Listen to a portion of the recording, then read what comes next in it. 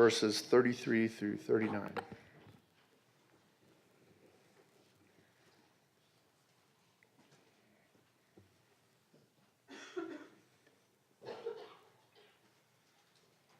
At the 6th hour, darkness came over the whole land until the 9th hour.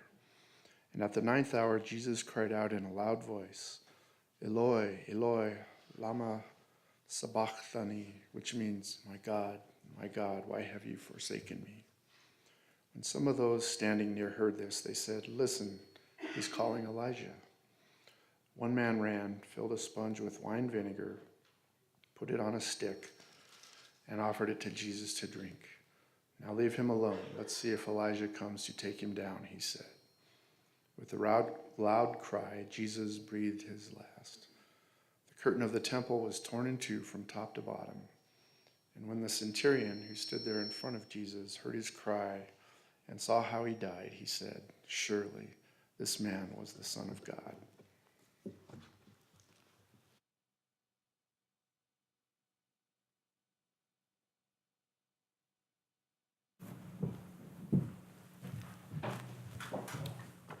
Good morning. What a wonderful time it is to be together, to worship God, to give our hearts over to Him as holy as we possibly can, to share in the glory that He has given to us as we reflect that glory and brilliance back on His very presence. If you're visiting with us today, we want you to know how much we appreciate you being here. We want you to know that you're welcome wanted right here at the Brighton Church of Christ.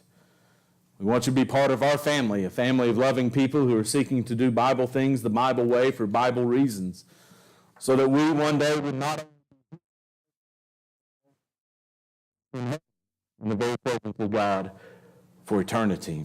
And if that's something that you're interested in, we invite you to visit with one of the elders or one of the members here and find out what you need to do to be part of the Brighton Church of Christ. It was May 10th, 1869.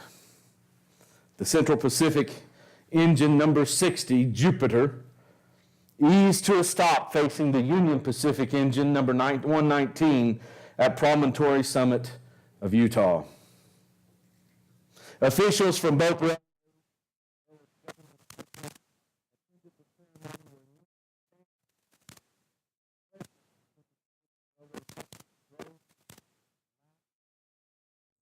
into place as the head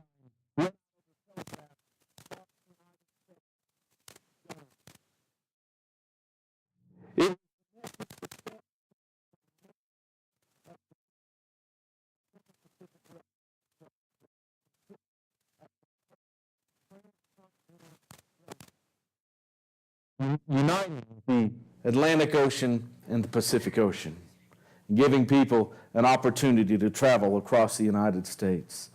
The now famous golden spike that was driven in as the last spike was cast for that.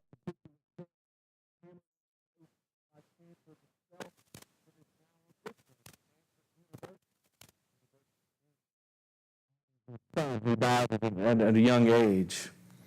This year, Utah has set aside $2 million to celebrate the 50th anniversary of the union of the first transcontinental railway.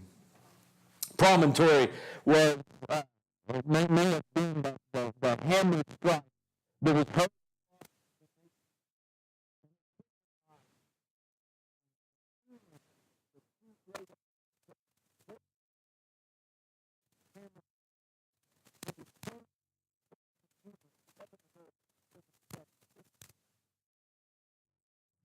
After the release of the Son of the Father, Barabbas.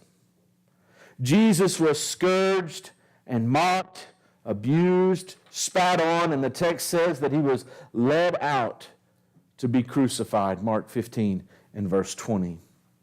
Mark breaks with the other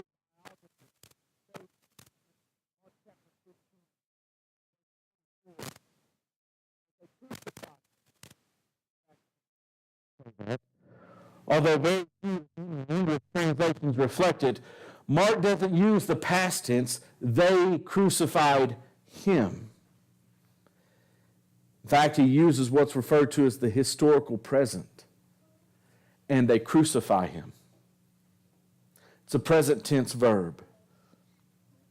Mark has used this historical present tense some 150 times or more in his gospel alone.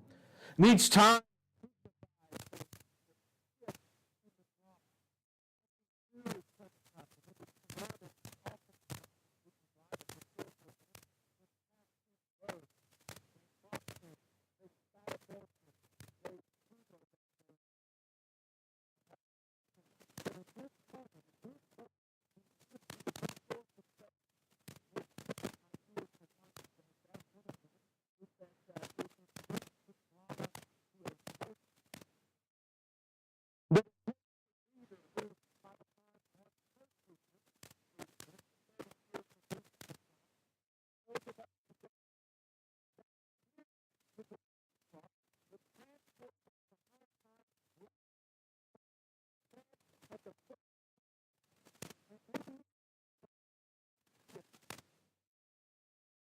Mark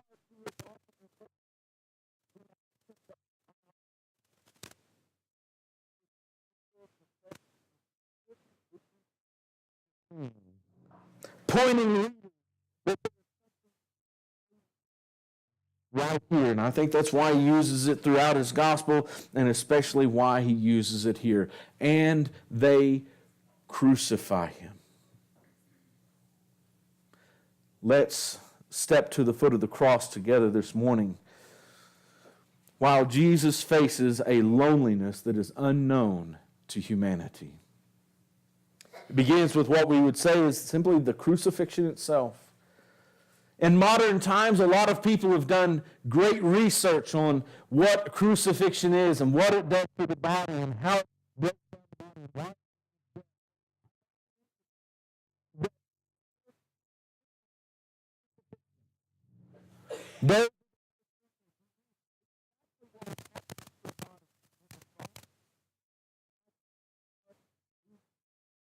None of them go into the details of the horrors of the cross. I believe it is because there's something even greater at play than the sensationalism of what is happening. Think about it. We talk of the crucifixion sometimes as if this was something unique to Jesus. Only Jesus faced crucifixion. No, only Jesus walked down that same road.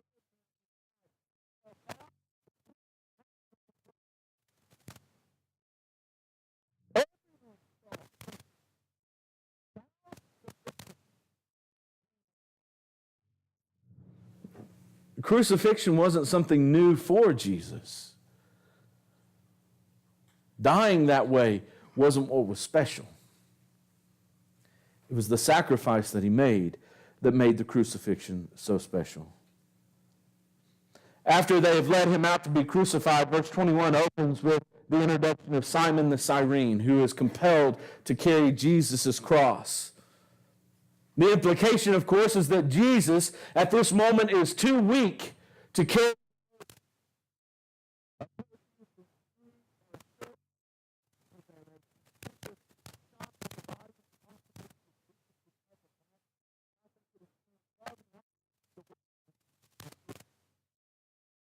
I think you can.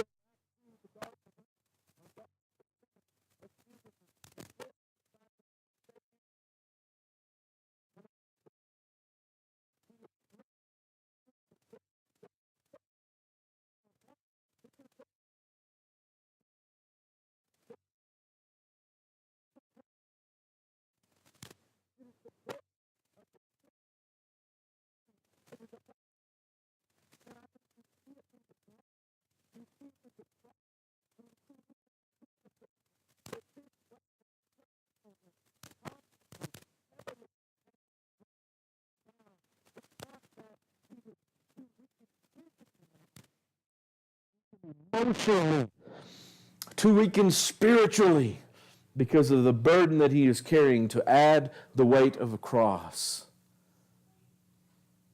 Mark, also unlike the other writers, mentions that this Simon was the father of Rufus and Alexander. Some of you young folks out there who are thinking about having children, I recommend Rufus as a name of a boy. Isn't that a great name, Rufus? Rufus as a name is only mentioned twice in the Bible. We're not sure that they're the same Rufus. But in Romans 16 and verse 13, Paul says to salute Rufus, who is one of those who are in Christ. That is, he's a Christian. He's writing to the church at Rome. Many believe that Mark also, language that he uses, the straightway or immediately language was borrowed directly from the Roman mentality of the Roman military. When you were told to do something, when did you do it? You did it immediately, straightway. Many believed also because of Mark's explanation when he uses an Aramaic or Hebrew phrase. By interpreting it, he's writing to those that wouldn't normally know those words. So they're probably not Jew but Gentile. But here Mark, he mentions Rufus and Alexander, but notice he doesn't tell us who they are. And the indication is that everyone knows who Rufus and Alexander are. Simon just happens to be their dad. Is it possible that Simon, in carrying the cross of Christ, is introduced to the Messiah and teaches his own children well?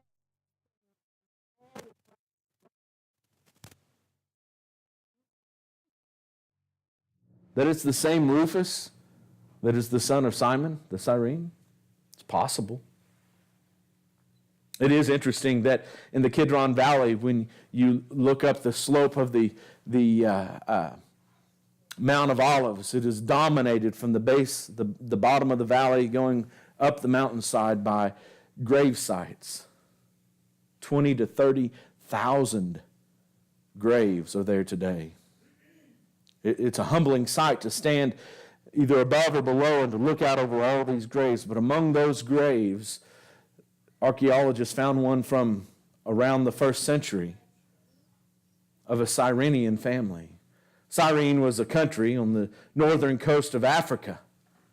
This is where Simon was from. And yet here, as in Jerusalem, just outside Jerusalem, is a family tomb of a Cyrenian family. And one of the ossuaries, one of the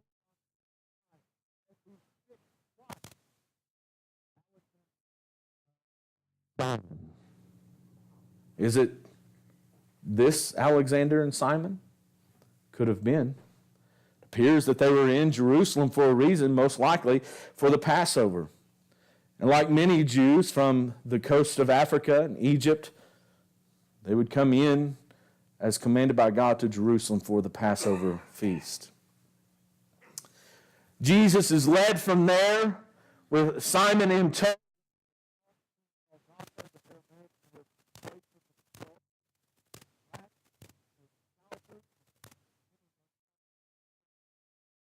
This is the Latin term for skull, or place of the skull. It is uncertain.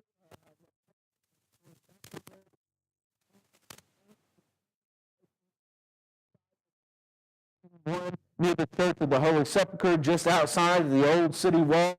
The other is a hillside in which the cliff itself mirrors or looks somewhat similar to the face of a skull. Each place has a tomb that is nearby, one a garden tomb, one a natural tomb, and you can go down the steps and see this sepulcher, or the tomb where supposedly Jesus was laid. I like that many of the true sites are simply unknown to us because humanity tends to deify things that we can even remotely connect to Christ.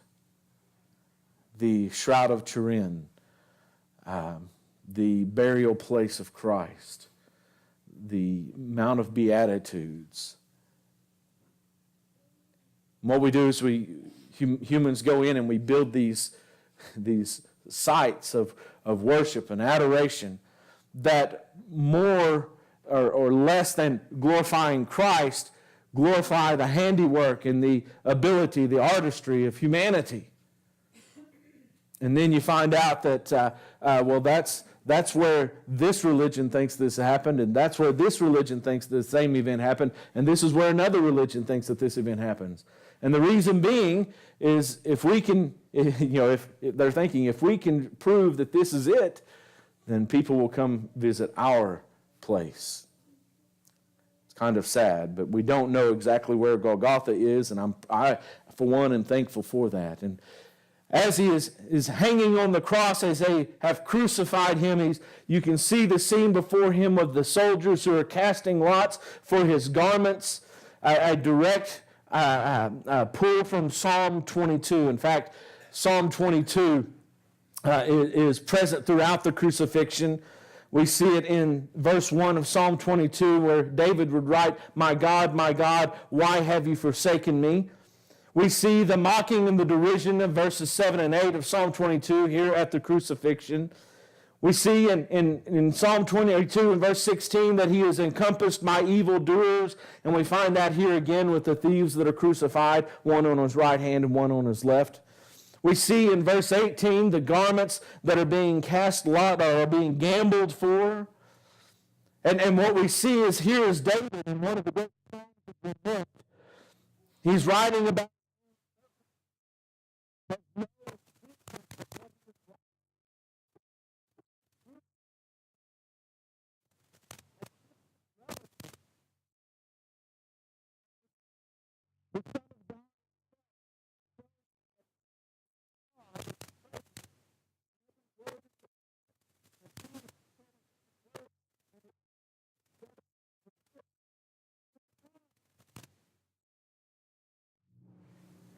the charge of the Jews. And one of the other doctrines that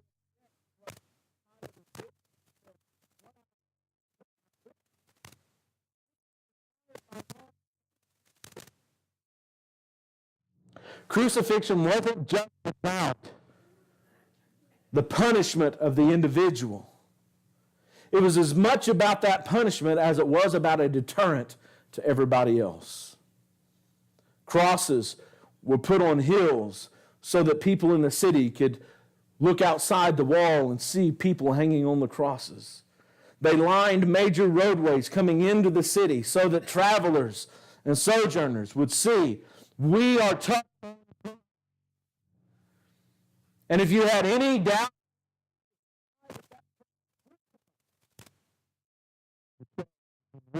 and placed on the cross with him. The King of the Jews was an indictment of insurrection.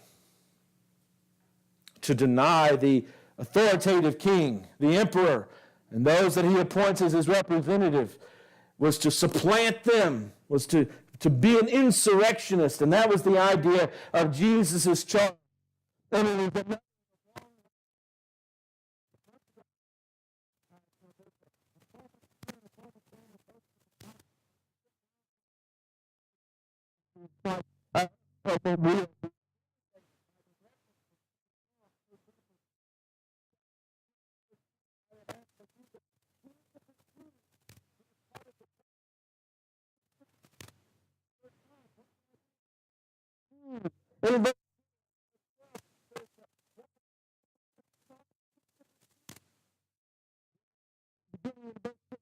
Jesus is taken by the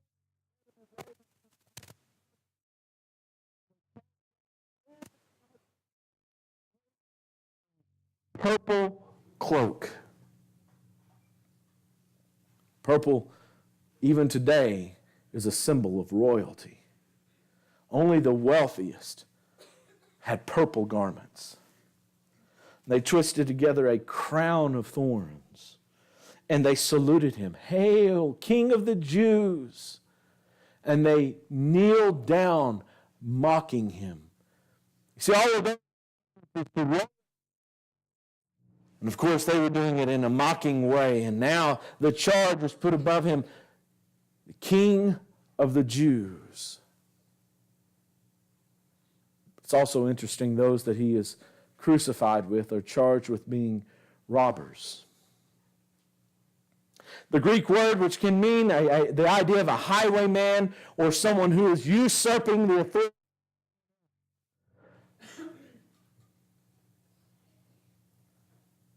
Similar to the idea of an insurrectionist. John 18 and verse 40 says that Barabbas was a robber. The same word that is used here to describe those that are crucified with Jesus. Jesus, taking the same charge that Barabbas faced, took it upon himself, and he was crucified with the thieves. And all around him is this crowd. Some friends, some family, most detractors. They begin to mock him. Mark records 3 charges. Remember, we talked about how Mark often liked to use things in threes and triplets. Here's another one of those. You, who said you could tear down this temple in 3 days, build it up again. Mark doesn't actually record those words, other than those who accused him in chapter 14 and verse 58 said, we heard him say these things. Matthew records Jesus actually spoke those words. But the idea was, you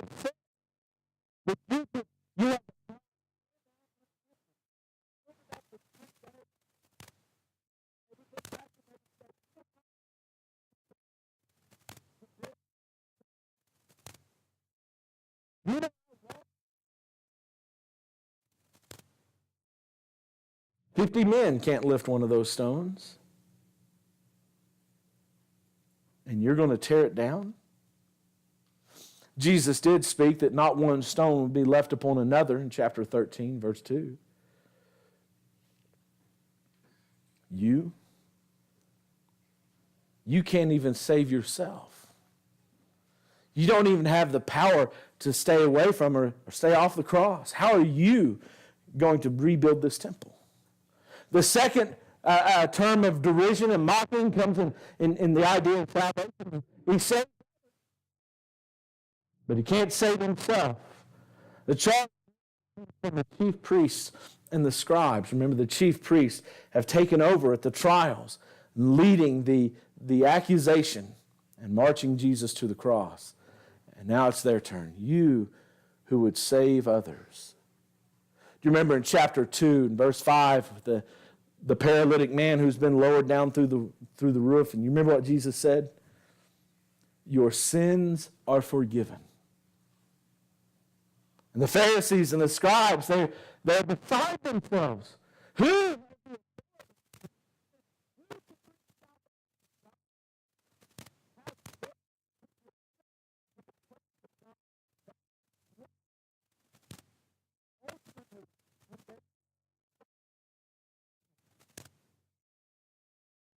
The charge of blasphemy is the one that they cite against Jesus.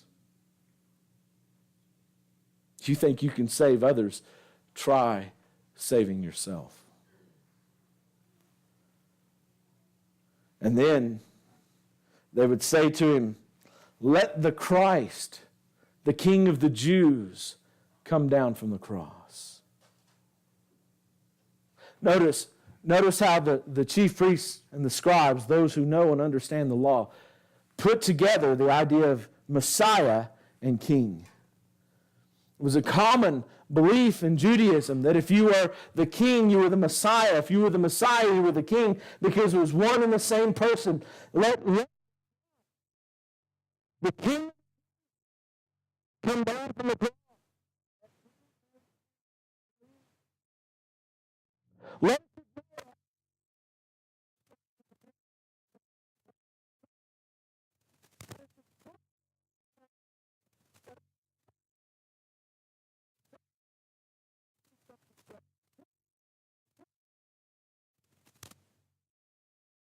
They never would. They never would.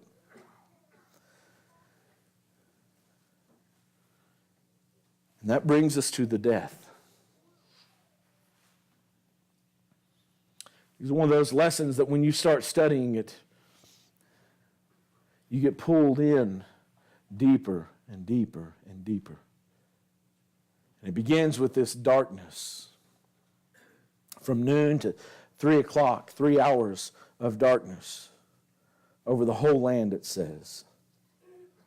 Over the whole land. The word land here is the Greek word gale. Earth. This was a darkness, I don't think, just over Jerusalem or Judea, but a darkness over the whole world. A darkness over the whole earth, as he says. Why a darkness? Well, you think about Jesus' statement in John chapter 6 when he would say, I am the light of the world. I'm sorry, John 8:12. I am the light of the world. And yet that light is about to be put out. It's in preparation of that light going out that the darkness comes over all the land. And maybe that's what it's a reference to. Maybe it is a reference to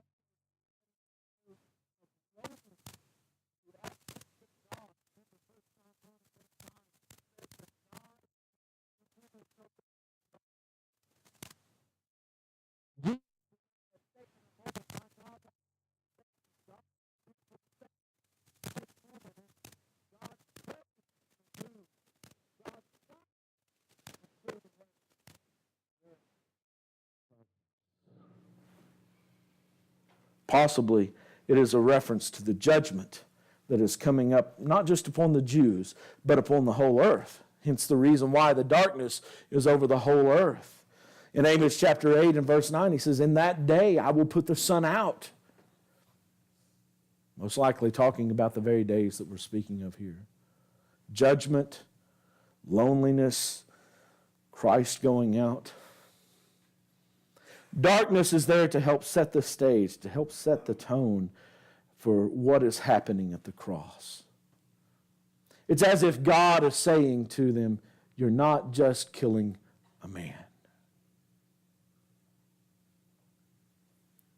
And then Jesus cries out with a loud voice.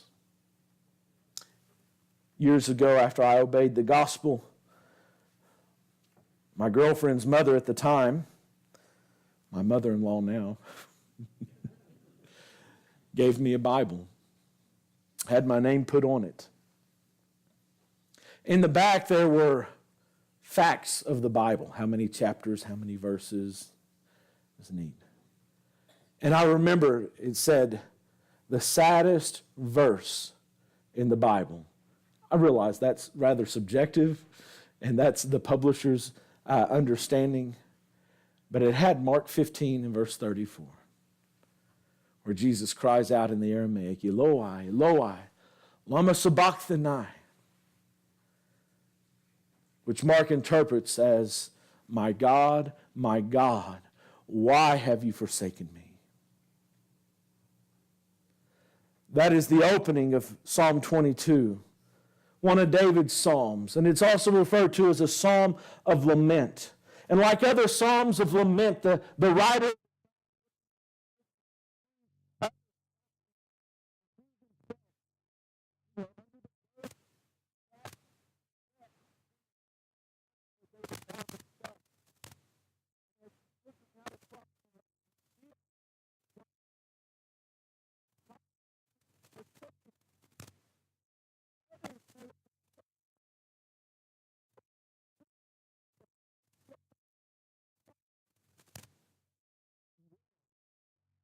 that God didn't really forsake him.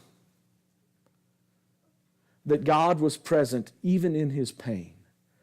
Listen, that's a lesson we need to learn today. Even when we suffer, God is present with us in our pain. That God is big into yet troublesome times. And all the songs that we where the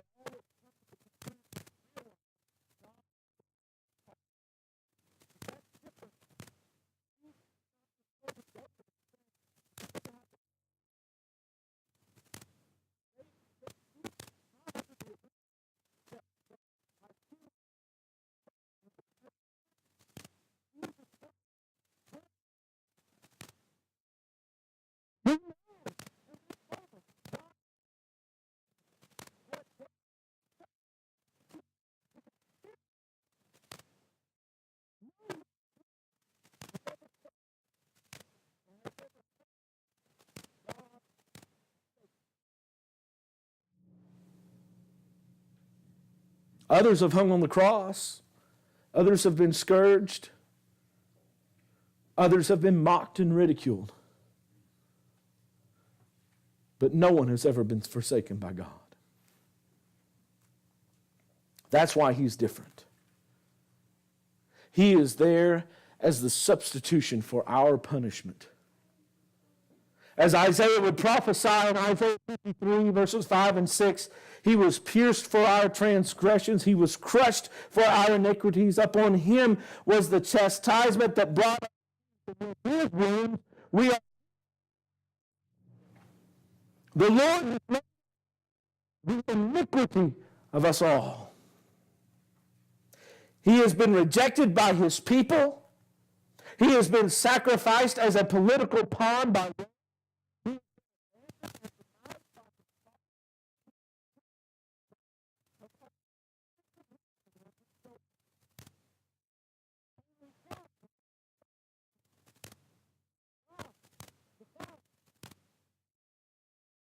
But in that dark,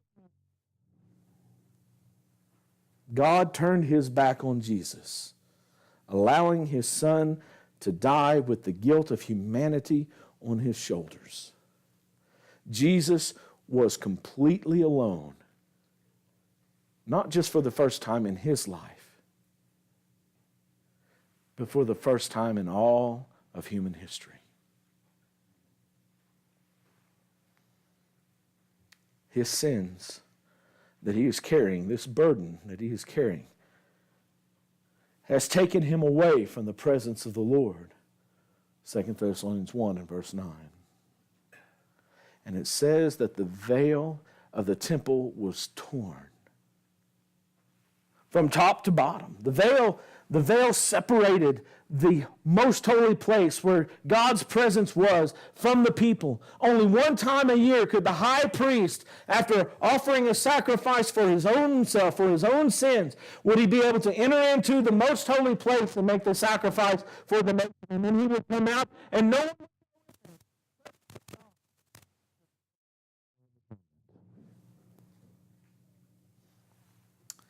And yet that curtain is torn. We get our word schism, schizane, from the Greek word here, schizane. Mark uses this word only twice in his entire gospel. Right here. And the other one is at the baptism of Jesus, when it says the heavens were opened, literally, and the heavens were ripped apart, is what it says. And in that moment, in Mark chapter 1, verses 10 and 11, when the heavens are ripped open, what do we have? We see God.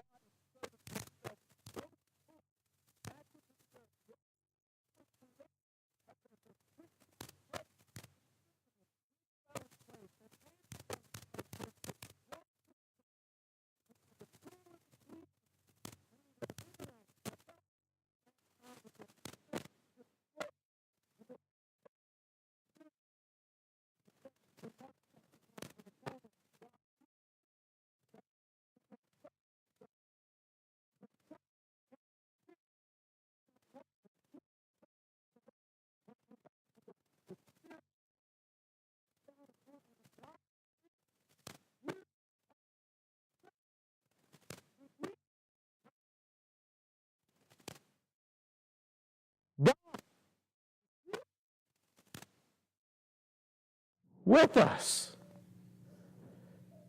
where he has always longed to be. And now that veil that separated his presence from the people is torn. It is ripped apart. Why? Because God's presence no longer.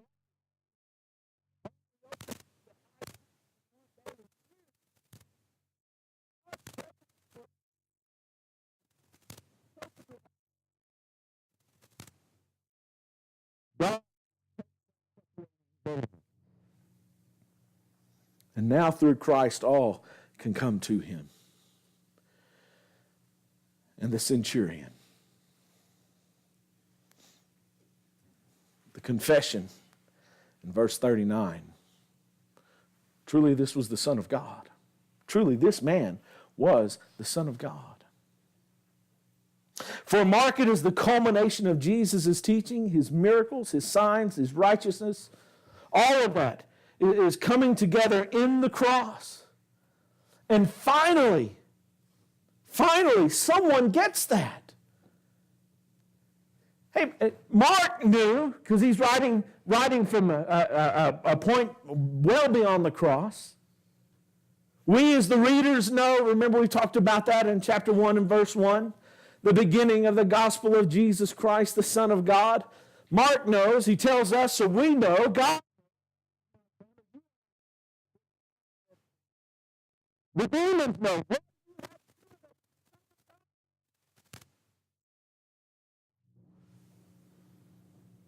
But no human has confessed that.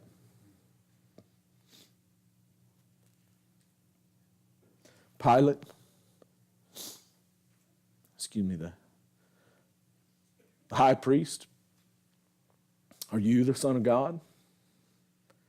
Mark writes it in his statement, you are the Son of God? But it's obvious in that moment that he doesn't believe those words. But finally someone gets it. A Roman soldier. He is the first human to understand the role of Jesus as the Son of God.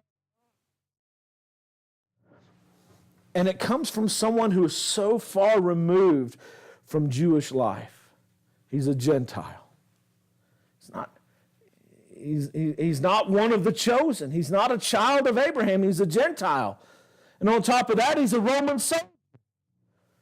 The Romans were the oppressors. The Romans were the ones that had Israel in tribute, taking taxes from them, punishing them, keeping them down.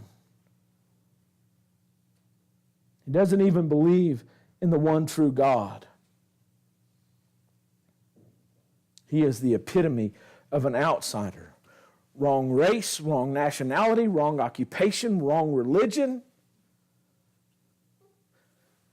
And yet in that moment, he realized, truly this man was the Son of God. Mark's purpose in writing this book is now realized. Someone knows who Jesus is. Jesus' mission is now finished. He came as a ransom for many, chapter 10 and verse 45, and he is that sacrifice of the ransom. Now man's hope is furnished. This is it. The union at Calvary exceeds every other union ever in history, including the one in Utah at Promontory Summit.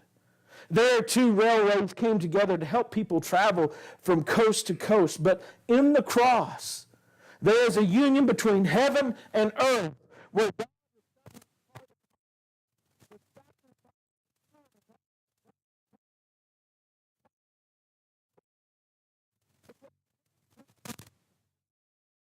perfectly for God.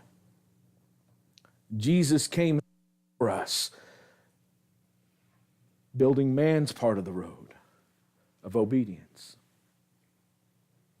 Jesus would say, I am the way. He has built man's road, the earthly section of the road. And then at the cross, when the spikes were driven, the union of those two roads was made complete.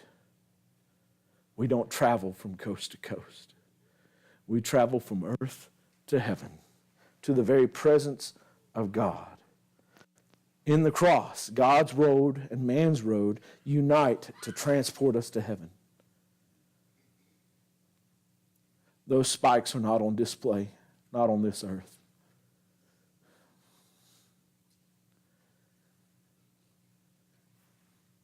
But the holes that they formed in the hands of Jesus and his feet,